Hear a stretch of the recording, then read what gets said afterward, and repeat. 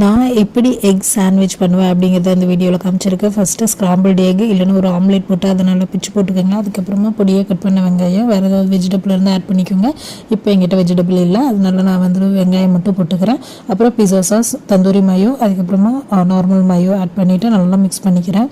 அதுக்கப்புறமா ஒரு ப்ரெட் எடுத்துகிட்டு ப்ரெட்டு வந்து ஒரு சைடு மட்டும் டோஸ்ட் பண்ணி எடுத்துக்கணும். அந்த கேப்பில் வந்து சீஸை வந்து க்ரியேட் பண்ணிக்கலாம். நான் வந்து கட் தான் பண்ணி எடுப்பேன் எப்போவுமே. சீஸ் வந்து டக்குன்னு எடுத்து ஒரு பிளேட்டுக்கு மாற்றிக்கோங்க, இல்லைன்னா ஒரு மாதிரி மெல்ட் ஆக ஸ்டார்ட் ஆகும்.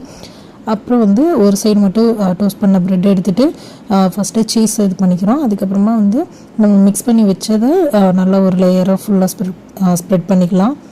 அதுக்கப்புறமா மேலே மறுபடியும் சீஸ் போட்டுட்டு மேலே இன்னொரு ப்ரெட்டு, அந்த ப்ரெட்டும் வந்து ஒரு சைடு மட்டும் டோஸ்ட் பண்ணி வச்சுக்கோங்க. அப்புறமா அதையும் மேலே வச்சு எடுத்து தோசை கல்லில் போட்டு 2 சைடும் வேக வச்சு எடுத்து கட் பண்ணி எடுத்தோம்னா சூப்பரான எக் சாண்ட்விச் ரெடி ஆயிரும். இதை வந்து ஃபுல் வீடியோவை நான் அப்லோட் பண்ணுறேன், அதுவும் நான் வந்து கீழே டேக் பண்ணுறேன், பாருங்கள்.